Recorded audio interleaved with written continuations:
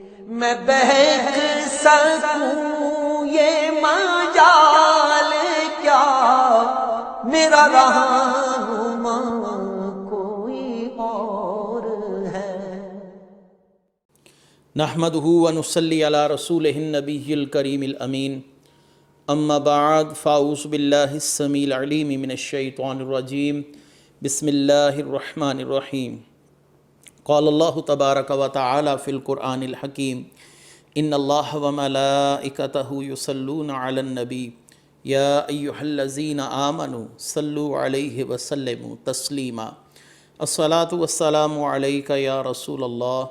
وعلی آلک واصحابک یا نبی اللہ۔ اللہ تعالیٰ کی حمد و ثنا، نبی مکرم جان عالم وجہ تخلیق کائنات حضرت محمد مصطفیٰ صلی اللہ علیہ وسلم اور آپ کے جمیع آل و اصحاب کی بارگاہ ناز میں درود و سلام کے نذرانوں کے بعد، انتہائی عزت اور احترام کے لائق سامعین ذی وقار، میرے دینی اور یقینی دوستو، بزرگوں اور بھائیوں، اللہ تعالیٰ کے فضل و کرم سے قرآن کریم فرقان حمید کی تفسیر کا سلسلہ بنام تفسیر اعجاز القرآن جاری ہے،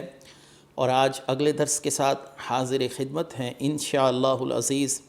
آج ہم 9ویں سپارے کے 9ویں رکوع کی تفسیر اور مجموعی طور پر سورہ الاعراف کے 19ویں رکوع کی تفسیر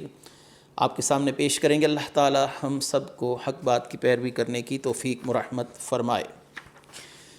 اللہ تعالیٰ قرآن کریم فرقان حمید میں ارشاد فرماتے ہیں، ان الذین اتخذوا العجل سینالہم غضب من ربہم وذلۃ فی الحیاۃ الدنیا وکذالک نجزی المفترین۔ بے شک وہ لوگ جنہوں نے بچھڑے کو معبود بنا لیا، ان قریب انہیں دنیا کی زندگی میں ان کے رب کا غضب اور ذلت پہنچے گی، اور ہم بہتان باندھنے والوں کو ایسا ہی بدلہ دیتے ہیں۔ گزشتہ درس میں آپ نے بڑی وضاحت کے ساتھ اس مسئلہ کو، اس واقعے کو سماعت فرمایا کہ حضرت موسیٰ علیہ السلام کے کوہ طور پر تشریف لے جانے کے بعد حضرت موسیٰ علیہ السلام کی قوم کا ایک بڑا حصہ شرک میں مبتلا ہوا اور بچھڑے کی پرستش کا معاملہ شروع کر دیا گیا۔ حضرت موسیٰ علیہ السلام نے واپسی پر سیدنا ہارون علیہ السلام سے اظہار ناراضگی فرمایا۔ بہرحال ہم نے اس مسئلہ پر بڑی تفصیلی گفتگو کر دی۔ اب اسی سلسلے کو آگے لیے چلتے ہیں، وہی واقعات کا تسلسل ہے، اور اسی سلسلے میں اللہ تبارک و تعالی نے اس قوم کے مزید احوال بیان فرمائے ہیں۔ ان الذین اتخذوا العجل، بے شک وہ لوگ جنہوں نے بچھڑے کو معبود بنا لیا۔ اس آیت کی تفسیر میں مفسرین کا ایک قول یہ ہے کہ وہ لوگ جنہوں نے حضرت موسیٰ علیہ السلام کے کوہ طور پر تشریف لے جانے کے بعد بچھڑے کو معبود بنا لیا، حضرت موسیٰ علیہ السلام کے کوہ طور سے واپس آنے سے پہلے اللہ تعالیٰ نے ان پر موت مسلط فرما دی۔ مفسرین کا ایک قول تو یہ ہے، لیکن یہ مشہور قول نہیں ہے، کیونکہ ہم تفسیر بیان کر رہے ہیں اور ہم اس سلسلے میں اکثر و بیشتر مفسرین کے اقوال پیش کرتے ہیں تاکہ کسی بھی آیت کے سلسلے میں کوئی قول بھی ہو وہ آپ سے پوشیدہ نہ رہے۔ دوسرا قول یہ ہے کہ اس سے مراد وہ یہودی ہیں جنہوں نے بچھڑے کو پوجا اور بعد میں توبہ نہ کی، اللہ تعالیٰ نے ان کے لیے ذلت کی خبر دی ہے۔ اور تیسرا قول یہ، اس سے مراد وہ لوگ جنہیں قتل ہو کر اللہ تعالیٰ کی بارگاہ میں توبہ کی، یعنی اللہ تعالیٰ نے ان کے لیے حکم فرمایا کہ ان لوگوں سے کہا جائے کہ خود کو، اپنوں کو اپنے ہاتھوں سے قتل کریں۔ تو یہاں پر اس تیسری صورتحال کی طرف اشارہ ہے۔ اس صورتحال میں غضب سے مراد قتل ہونا، اور ذلت سے مراد گمراہی کا اعتراف کرنا اور قتل ہونے کا حکم تسلیم کرنا ہے۔ نبی کریم صلی اللہ علیہ وآلہ وسلم کے دور کے اندر دو مشہور جو قبائل تھے، بنو نذیر اور بنو قریظہ، ان کا مسلمانوں کے ہاتھوں قتل ہونا اور ذلت سے مراد انہیں حجاز سے جلا وطن کرنا ہے۔ یہ تفسیر بھی موجود ہے، علامہ خازن نے یہ بیان فرمائی ہے۔ بہرحال اللہ تبارک و تعالی نے اس قوم کے ساتھ اظہار ناراضگی فرمایا اور اس قوم کے ساتھ ذلت والا معاملہ کیا۔ اللہ نے فرمایا وَكَذَلِكَ نَجْزِي الْمُفْتَرِينَ، ہم افترا باندھنے والوں کو، شریعت کی توڑ پھوڑ کرنے والوں کو، دین کے اندر نئے احکامات کو خود سے متعارف کروانے والوں کو، بدعات کا ارتکاب کرنے والوں کو ایسی ہی سزا دیتے ہیں کہ اللہ تعالیٰ ان پر ذلت و رسوائی کو مسلط فرما دیتا ہے۔ اور ابو قلابہ یہ فرمایا کرتے تھے، تابعی ہیں، جب یہ آیت پڑھتے تو فرماتے اللہ کی قسم یہ حکم قیامت تک ہر بہتان باندھنے والے کی جزا ہے۔ سفیان بن عیینہ جن کو حدیث کی دنیا میں ایک بہت بڑا امام تسلیم کیا جاتا ہے، آپ اس آیت کی تفسیر وَكَذَلِكَ نَجْزِي الْمُفْتَرِينَ فرمایا کرتے تھے کہ ہر بدعتی کے بارے میں ہے کہ ہر بدعتی اپنے سر کے اوپر ذلت پائے گا۔ اور پھر آپ یہی آیت پڑھتے وَكَذَلِكَ نَجْزِي الْمُفْتَرِينَ۔ اگلی آیت مبارکہ ہے وَالَّذِينَ عَمِلُوا السَّيِّئَاتِ ثُمَّ تَابُوا مِن بَعْدِهَا وَآمَنُوا إِنَّ رَبَّكَ مِن بَعْدِهَا لَغَفُورٌ رَحِيمٌ۔ وہ لوگ جنہوں نے برے اعمال کیے پھر ان کے بعد توبہ کر لی اور ایمان لے آئے تو بے شک اس توبہ اور ایمان کے بعد تمہارا رب بخشنے والا مہربان ہے۔ وہ لوگ جنہوں نے گناہ کیے، یہاں پر کبیرہ گناہ اور صغیرہ گناہ دونوں قسم کے گناہوں کے متعلق اللہ تبارک و تعالیٰ نے فرمایا ہے کہ جس نے بھی گناہ کیا اگر وہ اس گناہ پر نادم ہوا اور سچے دل سے عزم ظاہر کیا، سچے دل سے توبہ کی، اللہ کی بارگاہ میں رجوع لایا تو اللہ تعالیٰ اس کے گناہوں کو معاف فرما دے گا۔ یہاں پر چونکہ گناہوں اور مغفرت کی بات ہو رہی ہے تو اس سلسلے میں ہم اللہ تبارک و تعالیٰ کی رحمت اور اللہ تعالیٰ کی مغفرت کے حوالے سے بھی احادیث آپ کے سامنے پیش کرتے چلیں۔ ابو ہریرہ رضی اللہ تعالیٰ عنہ فرماتے ہیں کہ نبی کریم صلی اللہ علیہ وآلہ وسلم نے ارشاد فرمایا اگر تم اتنے گناہ کرو کہ گناہ آسمان تک جا پہنچیں اور پھر تم اللہ تعالیٰ کی بارگاہ میں توبہ کرو تو اللہ تعالیٰ تمہاری توبہ قبول فرما لے گا، یعنی اس کی رحمت تمہارے گناہوں پر حاوی ہو جائے گی۔ اس حدیث کو امام ابن ماجہ نے سنن ابن ماجہ میں کتاب الزہد کے اندر نقل فرمایا۔ دوسری حدیث ہے سیدنا انس بن مالک رضی اللہ تعالی عنہ سے، اور اس حدیث کو روایت کیا ہے امام بخاری نے اپنی صحیح میں، یعنی صحیح بخاری کی حدیث ہے کہ اللہ تعالیٰ اپنے بندے کی توبہ پر اس بات سے بھی زیادہ خوش ہوتا ہے، اس سے زیادہ خوش ہوتا ہے جیسے تم میں سے کسی شخص کا اونٹ جنگل میں گم ہو جانے کے بعد اسے دوبارہ مل جائے، یعنی اس کی فرحت، اس کی خوشی کا کوئی ٹھکانہ نہیں رہتا۔ اللہ کو اپنے توبہ کرنے والے بندے ایسے ہی پسند ہیں کہ جب وہ گناہ کر لیں، اتنے گناہ کریں کہ گناہ آسمان تک جا پہنچے اور اللہ تعالیٰ سے وہ مغفرت طلب کریں تو اللہ تعالیٰ ان کے گناہوں کو درگزر فرما کر اپنے بندوں کی توبہ پر اتنا خوش ہوتا ہے جیسے کوئی شخص جنگل میں اپنے اونٹ کو کھو دے اور اس کے بعد اسے سواری مل جائے، اسے امید بن جاتی ہے کہ میں اس جنگل سے باہر نکل سکتا ہوں، میری زندگی بچ سکتی ہے، مجھے درندوں سے خطرہ اب نہیں رہا۔ جب کسی شخص کو اتنی خوشیاں میسر آ جائیں تو اس کی خوشی کا عالم کیا ہوگا؟ رب کریم کو اس شخص سے بھی زیادہ خوشی ہوتی ہے کہ جب کوئی شخص اس کی بارگاہ میں سچے دل سے توبہ کرتا ہے۔ اور اللہ کی رحمت کا معاملہ بھی ہے، ظاہری سی بات ہے توبہ اور رحمت کا آپس میں تعلق لازم و ملزوم والا ہے۔ اللہ اپنی رحمت سے ہی لوگوں کے گناہ معاف فرماتا ہے، اللہ کی رحمت اس کے غضب پر حاوی ہے۔ نبی کریم صلی اللہ علیہ وآلہ وسلم نے فرمایا کہ اللہ تعالیٰ کی رحمت کے 100 حصے ہیں، یعنی اللہ تعالیٰ کی رحمت کے اگر 100 حصے ہیں تو اس میں اس نے ایک رحمت جن و انس، حیوانات، حشرات الارض پر نازل کی ہے، اور جس سے وہ ایک دوسرے پر شفقت اور رحمت کرتے ہیں، اور اس سے وحشی جانور اپنے بچوں پر رحم کرتے ہیں۔ اللہ تعالیٰ نے اپنی رحمت کے 99 حصے بچا رکھے ہیں، ان سے قیامت کے دن اپنے بندوں پر رحم فرمائے گا۔ اللہ اس دن اتنی مغفرت فرمائے گا اور اتنی زیادہ لوگوں کی کوتاہیوں کو، لغزشوں کو معاف فرمائے گا کہ 99 رحمتوں کی وجہ سے ممکن ہے۔ وَلَمَّا سَكَتَ عَن مُوسَى الْغَضَبُ أَخَذَ الْأَلْوَاحَ وَفِي نُسْخَتِهَا هُدًى وَرَحْمَةٌ لِّلَّذِينَ هُمْ لِرَبِّهِمْ يَرْحَبُونَ۔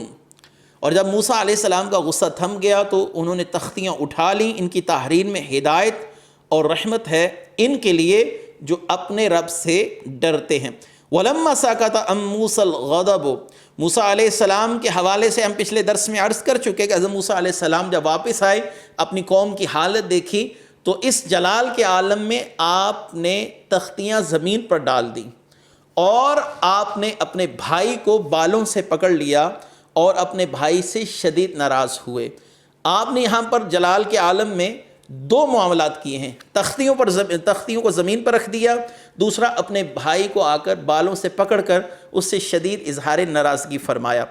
اب جب آپ کے بھائی نے عذر پیش کیا اور آپ پر اس حقیقت حال کو واضح کر دیا کہ اے میرے بھائی، میرا اس معاملے میں کوئی دخل نہیں، میں نے ان لوگوں کو روکا تھا لیکن یہ لوگ باز نہ آئے، اب حضرت موسیٰ علیہ السلام سے جو حالت غضب میں صادر ہوا تھا، آپ کا غصہ تھم گیا، تو حضرت موسیٰ علیہ السلام نے زمین سے ان تختیوں کو اٹھایا، اور دوسرا معاملہ جو اپنے بھائی کے ساتھ آپ نے اظہار ناراضگی اور اظہار جلال فرمایا تھا، آپ نے اپنے بھائی کے لیے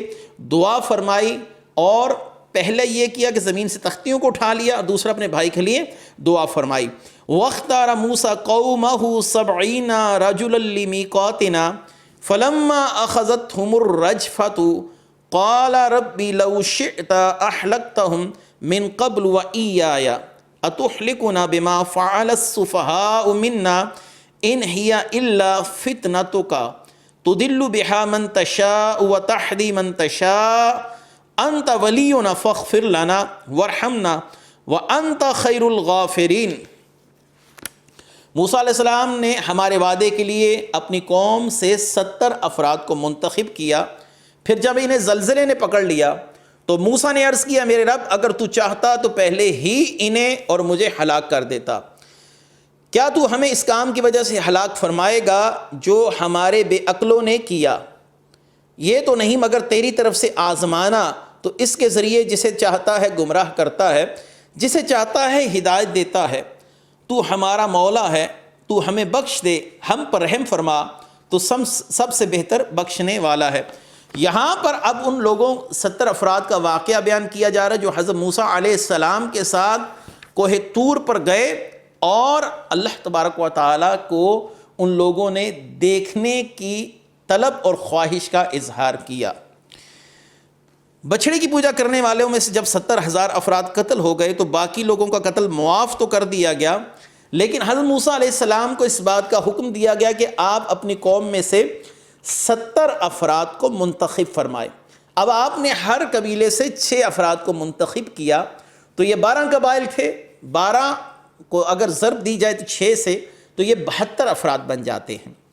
اب آپ کو حکم تھا کہ 70 افراد لے کر آئیں، لیکن حضرت موسیٰ علیہ السلام کے ساتھ جو افراد تھے وہ کل ملا کر 72 ہو گئے، تو حضرت موسیٰ علیہ السلام نے فرمایا تم میں سے 2 افراد کو یہیں پر رہنا پڑے گا اور 70 افراد کو میرے ساتھ کوہ طور پر جانا پڑے گا۔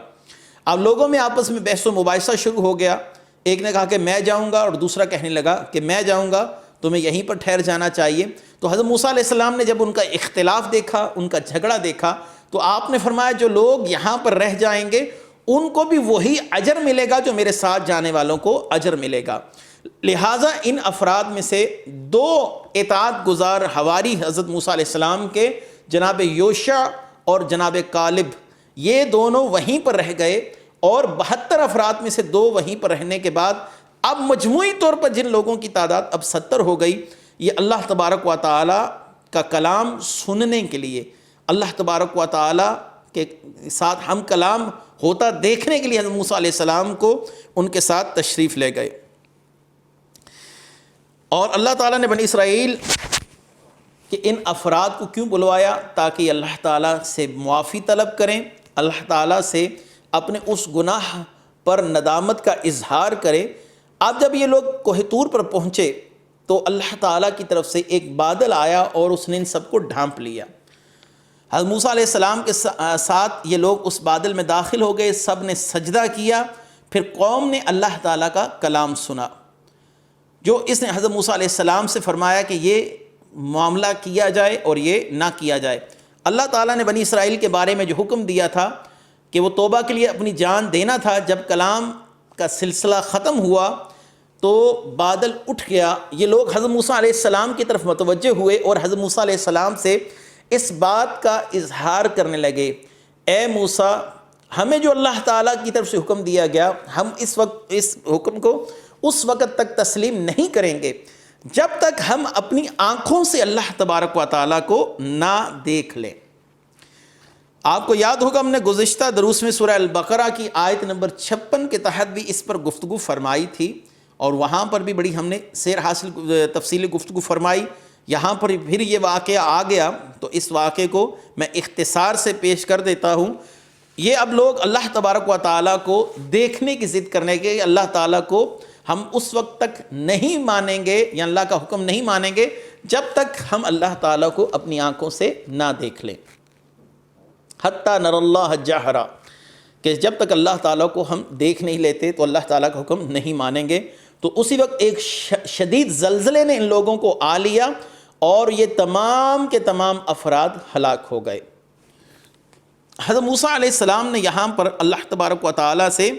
کیا فرمایا؟ اَتُحْلِكُنَ بِمَا فَعَلَ السُّفَهَاءُ مِنَّا إِنْ هِيَ إِلَّا فِتْنَتُكَ تُضِلُّ بِهَا مَن تَشَاءُ وَتَهْدِي مَن تَشَاءُ. یا باری تعالیٰ یہ لوگ ہلاک ہو گئے، میرے ساتھ آئے تھے، اگر تو چاہتا تو ان کو پہلے ہی ہلاک کر دیتا تاکہ ان لوگوں کے قتل کا الزام مجھ پر نہ آتا. حضرت موسیٰ علیہ السلام اللہ تعالیٰ سے دعا کرتے ہیں، یا باری تعالیٰ ان لوگوں کو زندہ فرما تاکہ میری پیچھے قوم یہ بات نہ کہے کہ حضرت موسیٰ علیہ السلام ان 70 افراد کو لے کر گئے اور ان 70 افراد کی موت کا سبب حضرت موسیٰ علیہ السلام بنے، یا حضرت موسیٰ علیہ السلام نے ان کو قتل کروا دیا ہے. تو حضرت موسیٰ علیہ السلام نے اللہ تبارک و تعالیٰ سے دعا کی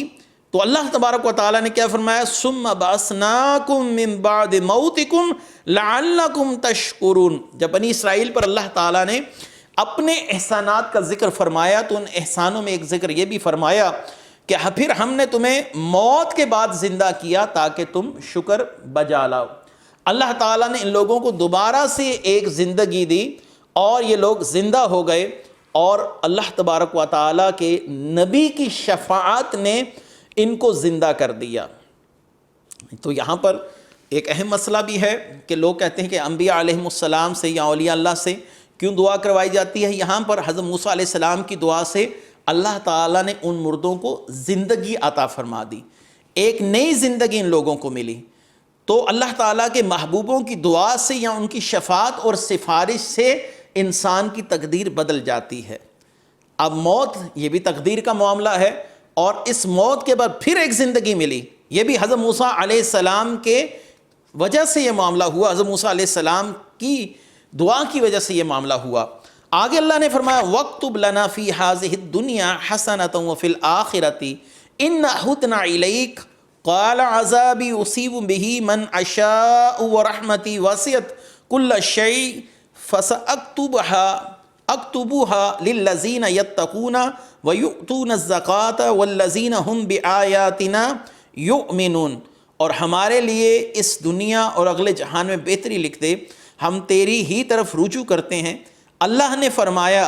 میں جس مجرم کو چاہوں اپنا عذاب پہنچاؤں اور میری رحمت ہر شے کو محیط ہے. ان قریب میں اپنی رحمت اس کے لیے لکھوں گا جو کفر سے بچیں گے، زکوٰۃ دیں گے اور ہماری آیات پر ایمان لائیں گے. حضرت موسیٰ علیہ السلام نے یہ بھی دعا کی، اے اللہ جب زندہ ان کو اللہ تعالیٰ نے فرما دیا تو اے اللہ ہمیں دنیا اور آخرت میں بھلائی عطا فرما، یعنی دنیا میں سلامتی، ایمان اور عمل صالح عطا فرما، آخرت میں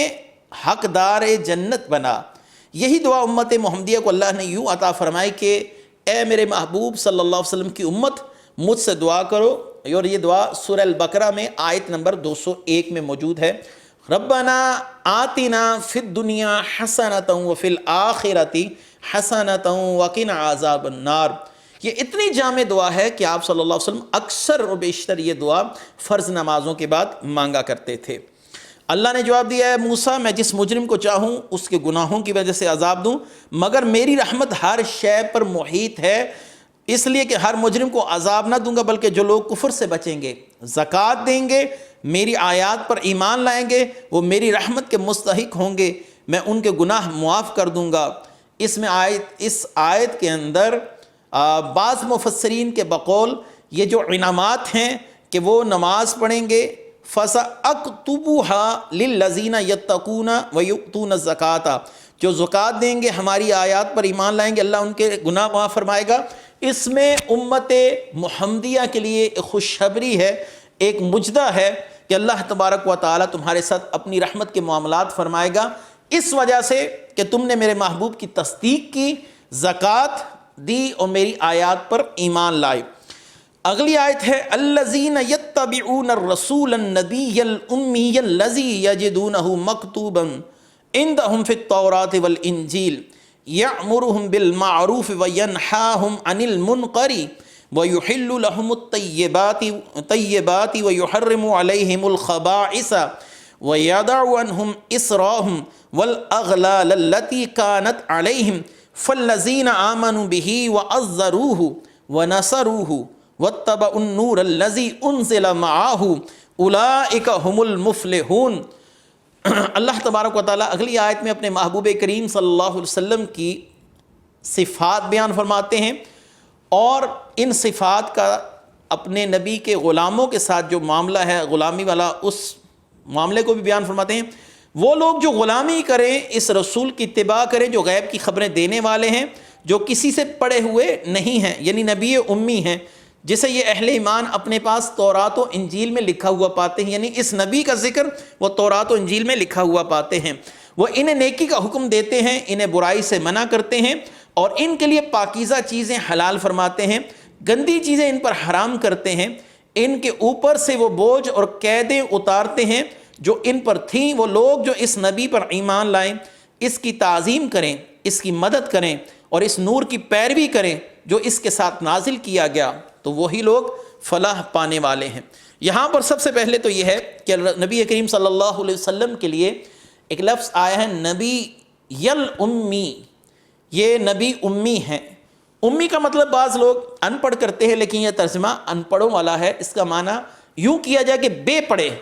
یعنی پوری کائنات کو سکھانے کے لیے جو اللہ نے معلم کائنات بھیجے وہ کسی انسان سے پڑھے ہوئے نہیں ہیں، ان کا علم براہ راست اللہ کی طرف سے ہے۔ الرحمن علم القرآن، اور ایک جگہ پر اللہ نے فرمایا وَعَلَّمَكَ مَا لَمْ تَكُنْ تَعْلَمْ وَكَانَ فَضْلُ اللَّهِ عَلَيْكَ عَظِيمًا، کہ اے محبوب صلی اللہ علیہ وسلم آپ جو کچھ بھی نہیں جانتے تھے اللہ تعالیٰ نے آپ کو خود سکھلا دیا ہے، یہ اللہ کا بڑا فضل ہے۔ تو یہاں پر لفظ امی کا معنی یہ کیا جا سکتا ہے جو کسی سے نہ پڑھے ہوں، یہ مطلب نہیں ہے کہ وہ ان پڑھ ہیں۔ اور ایک امی کا معنی یہ بھی ہو سکتا ہے جیسے آپ کے ہاں کسی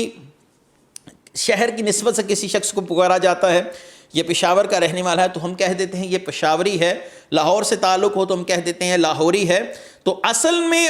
جو ہے یہ مکہ کو کہا گیا ام القریٰ، وَلِتُنذِرَ ام القریٰ وَمَنْ حَوْلَهَا، قرآن نے کہا کہ آپ ام القریٰ والوں اور اس کے ارد گرد والوں کو ڈرائیں۔ تو ام القریٰ کا معنی ہے مکہ۔ جب قرآن نے ام القریٰ مکے کو کہا تو آپ صلی اللہ علیہ وسلم کی بعثت چونکہ مکے میں ہوئی تو آپ کو مکے کی نسبت سے امی کہا گیا۔ ایک معاملہ تو یہ بھی ہو سکتا ہے، اور ایک شے ہوتا ہے ام کہتے ہیں کسی شے کی اصل کو، تو جو ماں ہے یہ بچے کی اصل ہے، بچے کا وجود ماں کے وجود سے تخلیق ہوتا ہے، تو جو ہے یہ ماں کے لیے بھی استعمال ہوتا ہے، کسی شے کی اصل کو بھی کہا جاتا ہے۔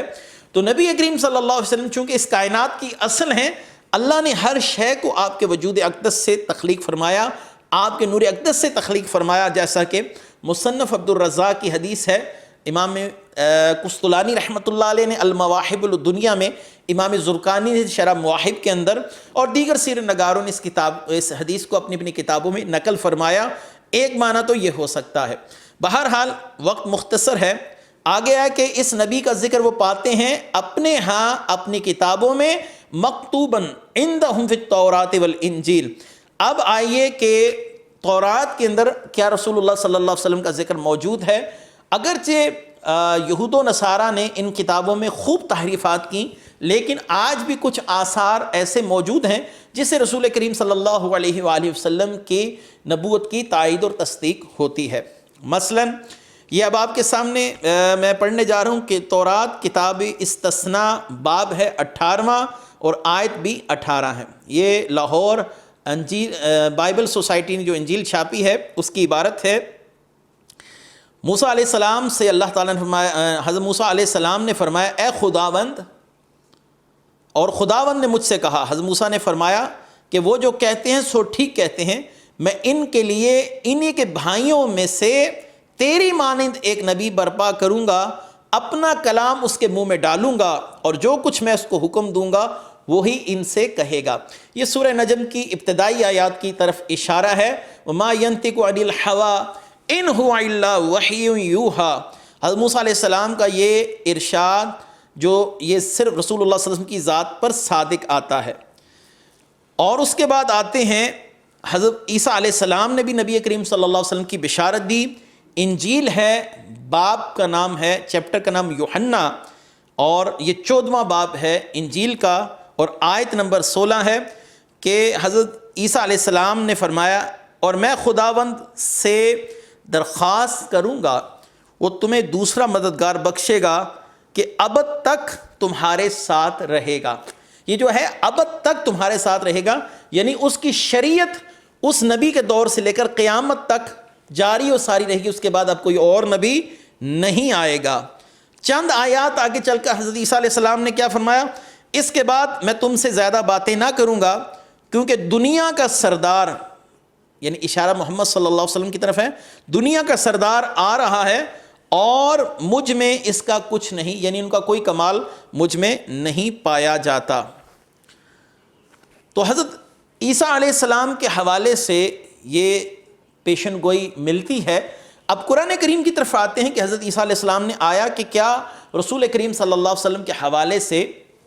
کوئی پیشن گوئی کی، تو اللہ تعالیٰ نے سورہ الصف آیت نمبر 6 کے اندر فرمایا وَإِذْ قَالَ عِيسَى ابْنُ مَرْيَمَ يَا بَنِي إِسْرَائِيلَ إِنِّي رَسُولُ اللَّهِ إِلَيْكُمْ مُصَدِّقًا لِمَا بَيْنَ يَدَيَّ مِنَ التَّوْرَاةِ وَمُبَشِّرًا بِرَسُولٍ يَأْتِي مِن بَعْدِ اسْمُهُ أَحْمَدُ۔ جب عیسیٰ ابن مریم نے کہا کہ اے بنی اسرائیل میں تمہاری طرف اللہ کا رسول ہوں، مجھ سے قبل جو تورات اتری ہے میں اس کی تصدیق کرتا ہوں اور اس عظیم رسول کی بشارت سناتا ہوں جو میرے بعد تشریف لا رہے ہیں، ان کا نام احمد ہوگا۔